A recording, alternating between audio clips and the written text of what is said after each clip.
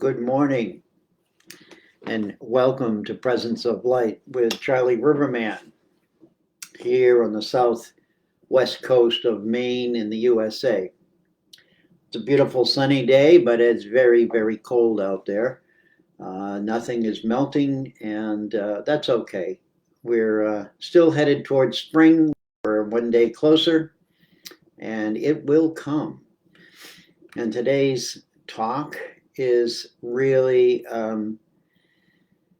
it's one that I have been thinking about, but I didn't realize how it would come out. And the message was thoughtful appreciation. And I've been thinking about how much I appreciate things in the midst of all that seems to be going wrong around the world and within our own personal lives. That how can I be appreciative? It doesn't make sense to me. And then I laughed and said, well, Charlie, most of your life things didn't make sense either. But at least you're able to smile now, and you're able to see that what you appreciate is far more powerful for everyone, not just what you appreciate from a selfish, self-centered point of view. So that got me looking up the word appreciation. And how we think of appreciation, how it has to do with gratitude, gratefulness, how it has to make us feel good inside, comfortable with ourselves, and comfortable with people around us. So it's interesting for me to talk about this. And as I started writing my notes, it went another direction. So it's really about all of the trials that we're going through right now with the situation in the Ukraine and Russia, and many people going hungry because places can't get enough food, the economy, the cost of fuel for our vehicles, etc. And when I say, how can I be appreciative when all of this is going on? This seems to be sort of the worst place in the history of my physical body in this lifetime. And I had to really pause and realize that, yes, what we're going through right now is a real time of trial. It's a time of trial for all of us. Doesn't matter who we are, where we live. It doesn't matter what government is ruling us or how much money we have. It is a trial. So when I look at the word trial, I'm not meaning a court trial. It's just a time of, it really makes us focus on something very closely and question our ability to embrace it or to follow it or to let it go. And the chaos right now is one of instability. And it's the instability of the worldwide leadership. And I say that not in disrespect, although I do have disrespect. I say it that as a leadership of the world leaders not being able to come to agreement peacefully is an abomination. It is the ultimate failure on their part. And I'm not pointing fingers at any one of them, because one doesn't dissolve the world. One is only the nail in the tire, and nobody's trying to fix it. And that's the problem. What they're doing is retaliating. This brings me back to childhood schoolyard fights, gang fights, street rules, knowing that I couldn't go to a certain neighborhood at a certain time of the day, and if I did, I'd get beat up. This is hard to express. How do you be in a state of appreciation when you're in this mode? And yet I remember as a child, I would appreciate that I made it through, or I was safe. I got to a place of safety. So each of us in our hearts right now are looking for a place of safety. And when we get to that place of seemingly being safe, we come to a place of appreciation, and we start to think about all that we have, all that we're blessed with. And at the same moment, everything that has been disturbing in our lives comes up with it. It's almost like it's attached. It's the thoughtfulness and the appreciation is bringing up all the reasons why we shouldn't be appreciative. And I find it interesting in myself as this process happens. Maybe I'm the only one. I highly doubt that. So each of us are really being called to dive deeper into who we are in order to figure out how do we get through this. And so the world leadership is causing us to dive deeper into our own traumas. And I don't think they know this is not intentional, but this is what's happening for all of us. That we're all being challenged in some amazing way that defies what we really want to be. It defies our logic of saying, am I safe? Am I in danger? It confuses us. And in that confusion, the challenge is, how do we emotionally deal with this?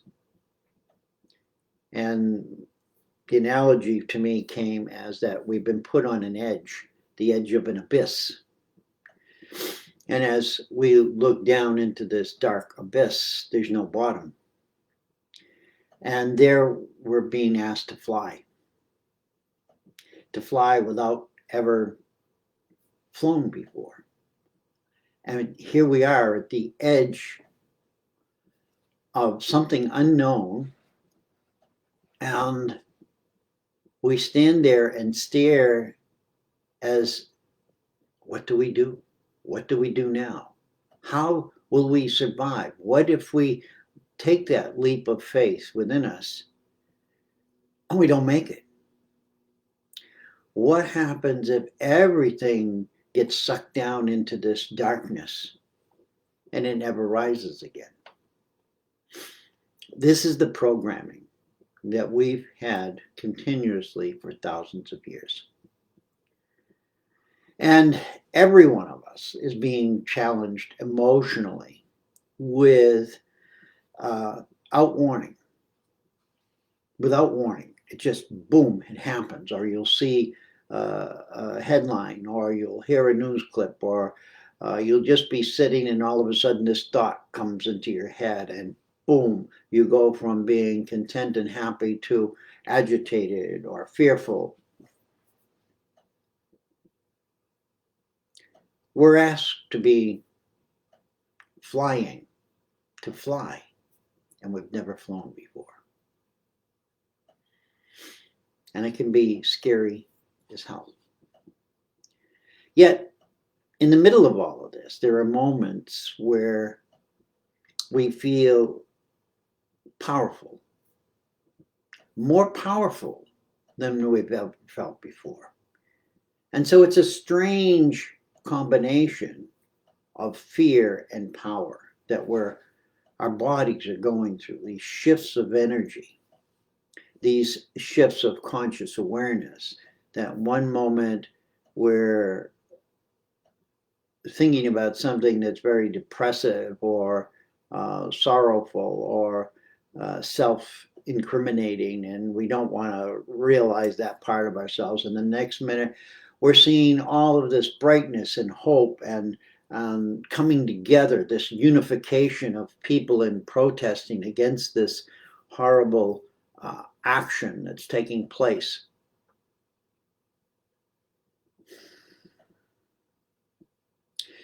We are in a time and space where we right now, at many points, have to make decisions for ourselves. And the information that we're receiving in order to make those decisions is either controlled by somebody to make you choose in a certain direction, or it's being confused. The information is being confused with the intention of not giving us the opportunity to make a rational choice.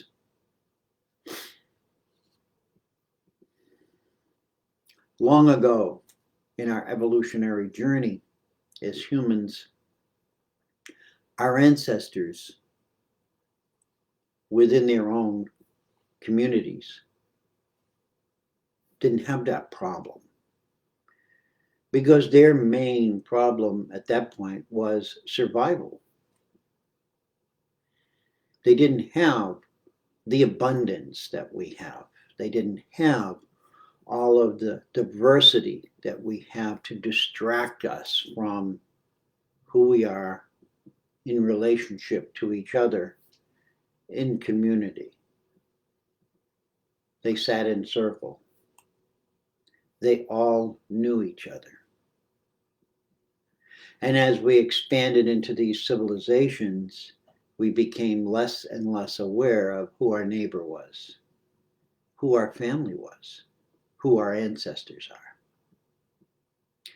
And then we had wars after wars and people running through countries and massacring people, and then taking them back to their country or taking them to another country with them as slaves. Totally disrupting the flow of their ancestry, of their genetic beingness. And then they taught them to be somebody else than who they really were. They grew up and understood a culture and a teachings that kept them in community. And now they're in a strange world where you have to learn or die. You have to commit and figure out, how does this society work? And if you don't, you die. And if you bring any of your old ways with you, you're considered a witch, or you're considered somebody that's evil.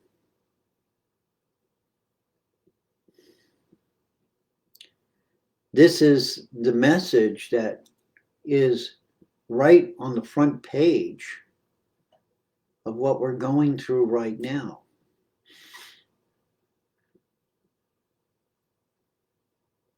And we're being guided in many ways to adapt and trust our deep inner self more than the world around us, the world that we see, the world that we hear. the world that's being pushed into our face on these screens. We're being called to come back into our hearts and trust it deeper, and to appreciate that we have that ability in the midst of all of this darkness, all of this confusion, to find ourselves again. So today's message is one of hopefulness that each of us will dive deeper and release those painful memories, those childhood issues, those traumas of being in business, and all of the rules and regulations of life that we've lived under in this lifetime, in this physical form, that kept telling us we weren't good enough, we weren't strong enough, we weren't smart enough, we didn't understand. Because somebody else wanted you to believe what they wanted you to believe. And if you didn't think and believe like them, you became their enemy, emotionally or physically. And it's happening today. Yet, in many ways, everybody's coming together, aren't they, against this atrocity of attacking people who are innocent, who are living their lives just like you and I, trying to figure out where we're going to get a next meal or the money to pay for it. How are we going to get to work, or how are we going to get through COVID? Or we have children that are sick, we have families that are relatives that are dying. And out there, they're worrying about who owns what, who is in rule of another. The message is very clear that we've reached a point in humanity where a dramatic change has to take place. And this is what we're being guided to do, is to trust deeper in ourselves, to trust deeper in ourselves within our hearts. Not so much in the head, but what does my heart feel when I see somebody who's having to march in the snow, or have to take their young children away from their family and home, and the young children have no clue what's happening. All they feel is the fear. They are being programmed with fear, just as we were programmed with fear. I remember ducking under the desk for air raids, going down into the basement of the school. This isn't new. This happened to the indigenous nations of this country when they'd be raided by soldiers and local people and dragged across the country out of their home, out of their homeland, where they knew they were safe, they knew how to function, knew how to live, and thrown across the country into a new environment without a bit of care or concern for their welfare, to the point where they even put a price on their scalps.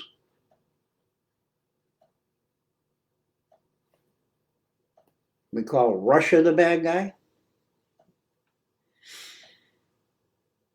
What if your ancestors were those who got their heads scalped? Where do you think the trauma of all of that goes? It goes into the next generation. We carry all of that trauma.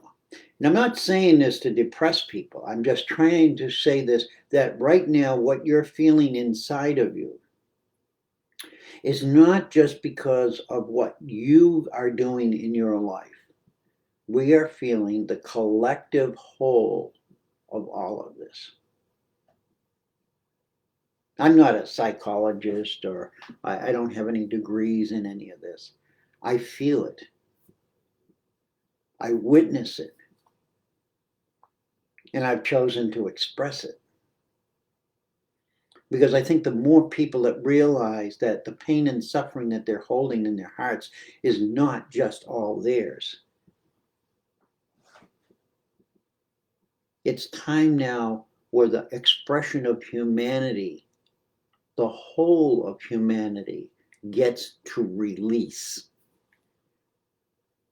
It's sort of like in my vision, I'm just seeing a volcano, Mother Earth in a volcano. She's just releasing all that energy. Yes, it creates devastation. It changes the shape of the world. So too will the volcanoes in us change the shape of who we are and how we treat the younger generations with more respect, to encourage them to come back together into community and to learn how to love and respect each other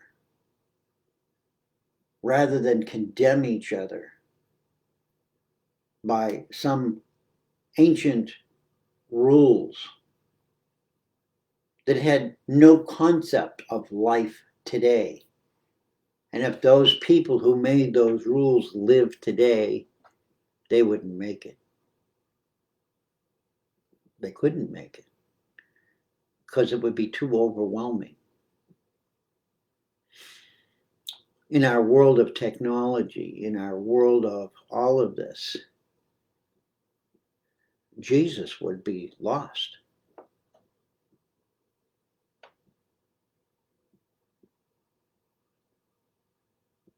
This is not just a moment. This is a history of trauma that we are being faced with. It's a repeated pattern that needs to be, if you were going to take the DNA and cut it, and this is the time to cut that DNA strand. Because somehow it got attached a long time ago. And everybody accepted it as just the way it was.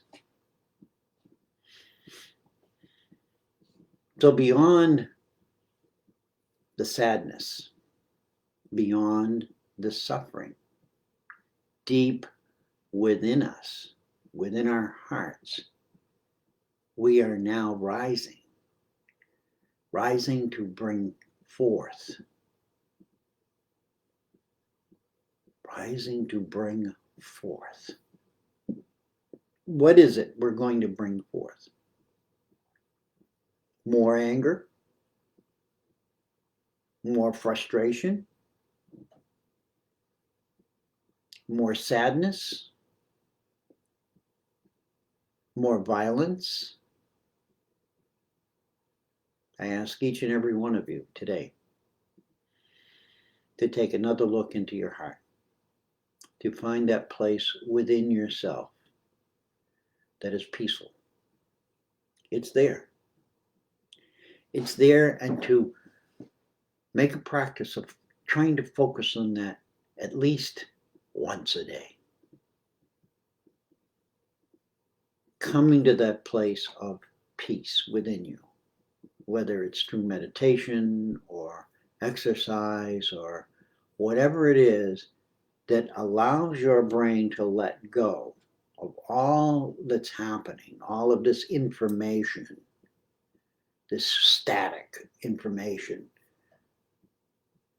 and brings you back into listening to your heartbeat, feeling the blood pulse through your body,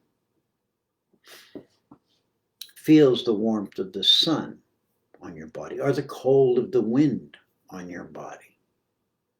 And knowing that each one of you are a part of that.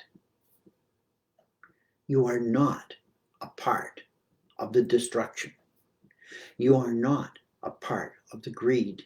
You are not a part of the devastation of Mother Earth. And it's time that we now come home within ourselves so that we can re-engineer is the word that's coming through. I'd rather use realign, but re-engineer, that's what I'm being told. We have to re-engineer who we are to come back into alignment because we've been engineered out of it.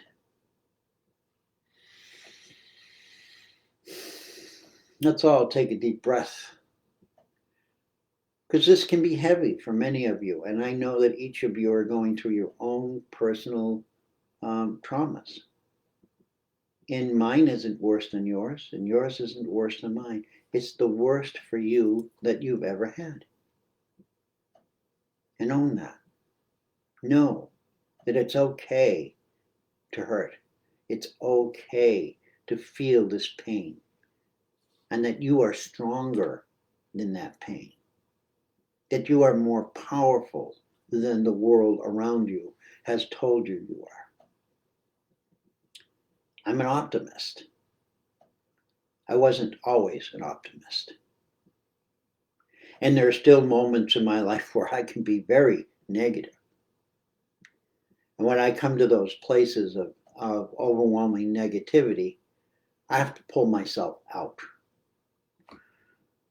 It's like I got my nose planted on the windshield of my car trying to see where I'm going.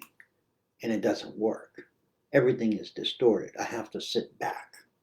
And if I have to stop the car, pull off the road, stop the car, and rest for a while, I'll still get where I'm going.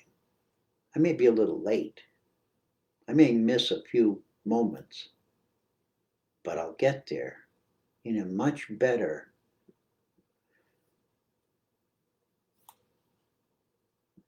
modality of expression.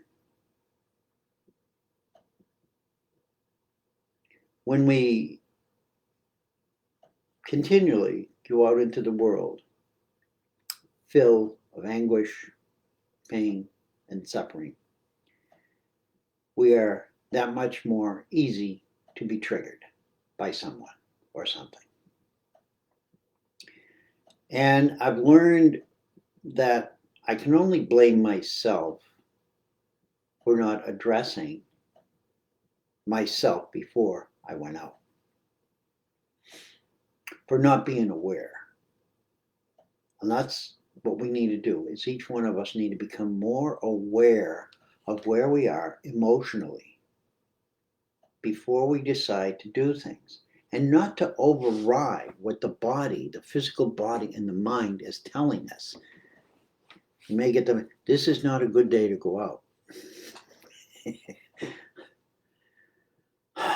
I know some things we have to do, but if we don't have to do them, think twice. If we do have to do them, think about, how am I going to leave all of this inside of me and focus on what's happening in the moment for joy and gratitude.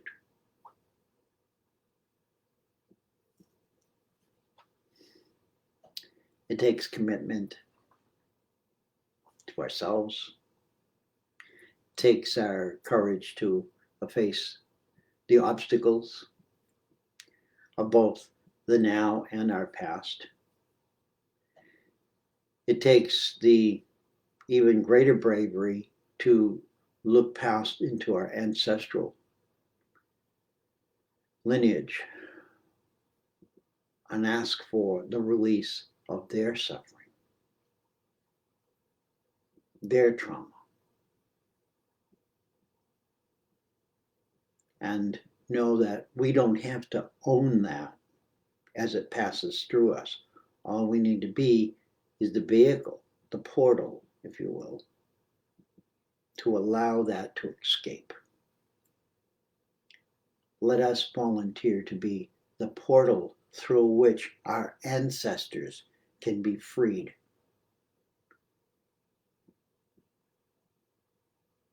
We're all one. In the end, we're all one, just like a whole body.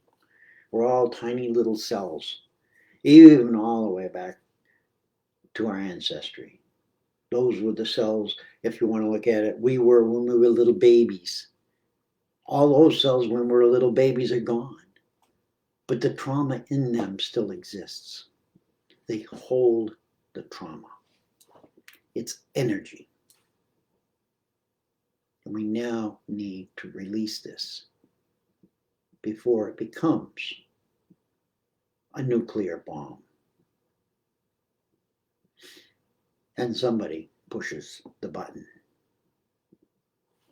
So in my journey this morning, I came across some quotes, and I'll read them to you. The first one is from Paul Coelho, and it's from a book, Veronica Decides to Die. And the quote is this: "The two hardest tests on the spiritual road are the patience to wait for the right moment and the courage to not be disappointed with what we encounter." That's an important message, because when we surrender, we also create expectations and say, oh, where's my ice cream or my candy bar when I do this? We go back to childhood, that we think that, oh, if I do something good, then I deserve a gift. And sometimes it doesn't happen. But the real gift is freedom. You are no longer held prisoner by that anger or that pain of ridicule or suffering. That's the candy. To live without fear is the gift. Living in balance for all of us is the key right now. And as we move into more synchronous patterns, as you see, like the global gathering of people against this insane movement into the Ukraine, no matter what the reason is. Anybody that moves an army into another space with the intention of controlling it on some level, that's insanity today. That's the sign of an insane person, of a belligerent, overbearing, narcissistic being, a bully.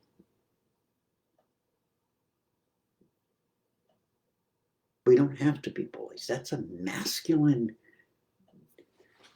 energy that is so nasty that it's infiltrated feminine. There are female bullies. And they had to become bullies because they were damaged as children. And they had to prove themselves to be better than somebody else, because somebody told them they were worthless, or they made them feel empty and not seen. Each one of us have been through some sort of trauma, and we show those traumas in our everyday life.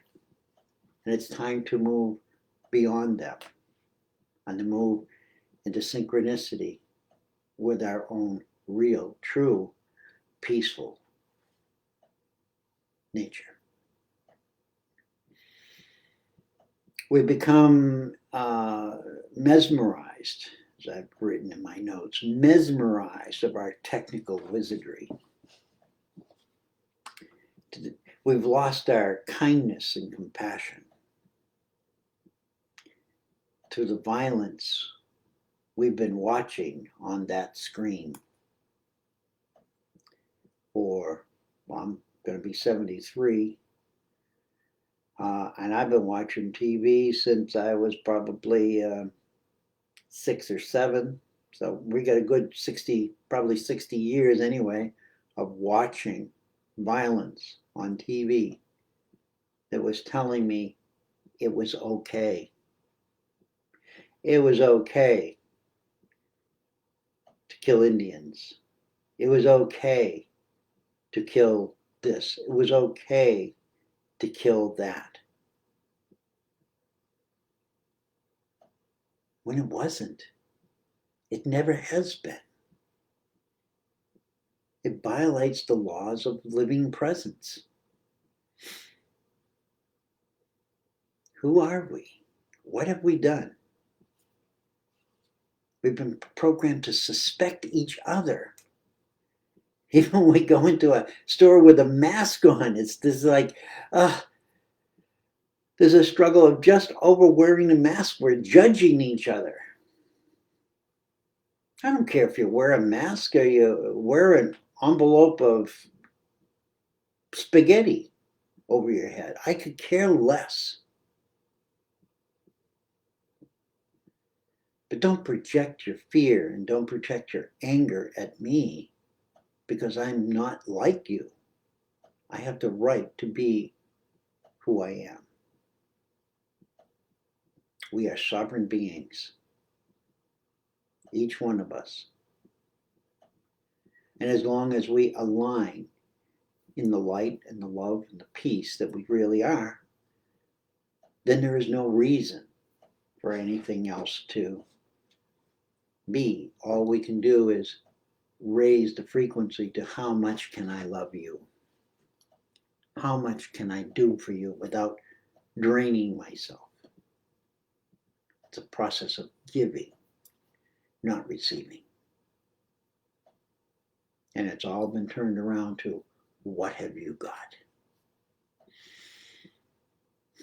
And when we are able to give, we get more to give. And it doesn't cost anything because it comes from the heart. So we need to resolve these problems within us. Another quote was from Steve Maraboli, Unapologetically You, Reflections on Life and Human Experience.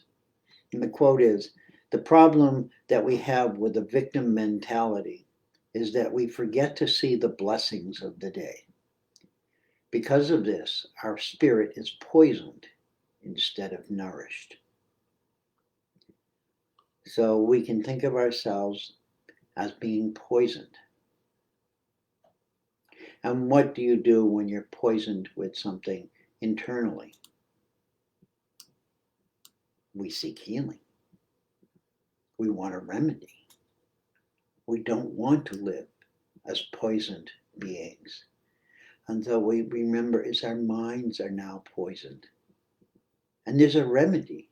The remedy is to go inside and recognize what the poison is affecting in you. And then finding a remedy that works for you, whether it's singing mantras or playing the drum or yoga or meditation or swimming. It could be anything, riding a bike. But get yourself to that place where the brain is now circulating positive energy. And as we begin to awaken from this collective darkness, which is really what it is, we will slowly embrace each other. And we will appreciate what the title of this was thoughtful appreciation. We won't have to try to find something to appreciate. We will automatically find the point of appreciation in every encounter we have, instead of looking for the negative in everything. It's just a paradigm shift. It's the North and South poles shifting. However you want to look at it, we have the power to do that. And then when we do that, the appreciation increases, encouragement to others to open our hearts and open their hearts. And we move out of this masculine paradigm of power over and who is the strongest in the tribe. And that challenge of outdoing the person before us, being better than. It's time now to clear away thousands of years of darkness. Not just what's happening in the Ukraine and Russia. That's just today's example. And the reason it's so bold and brazen is because Mother Earth is telling us, you're killing yourselves. You are your worst enemy. Not the weather, not what's happening. You've created a lot of that as well in me.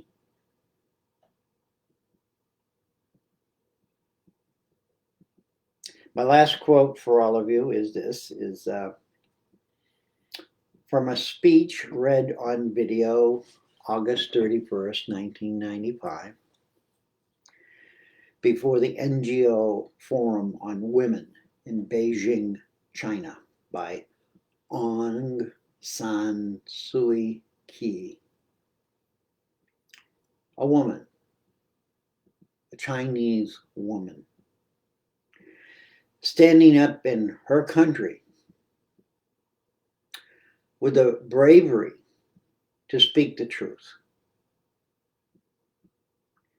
And the truth she spoke is this: in societies where men are truly confident of their own worth, women are not merely tolerated, but valued.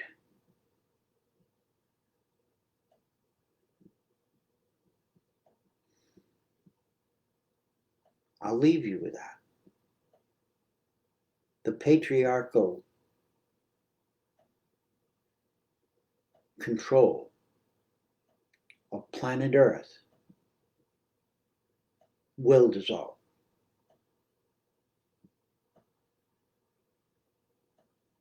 Or humanity will dissolve. I love you, I thank you, I respect you. Please come back into yourself, back into your heart. Find that part of you that is feminine within you, and it has nothing to do with sex, and it has nothing to do with having children, and it has nothing to do with your romantic love. But know that when you balance yourself inside, and you can see things from both parts of us, we become whole again.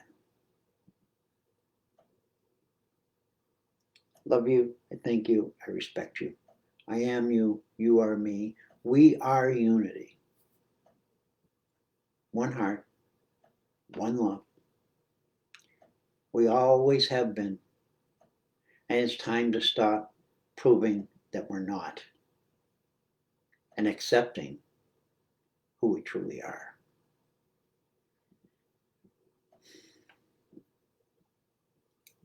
Bless you all. See you next Friday. Hope my words triggered something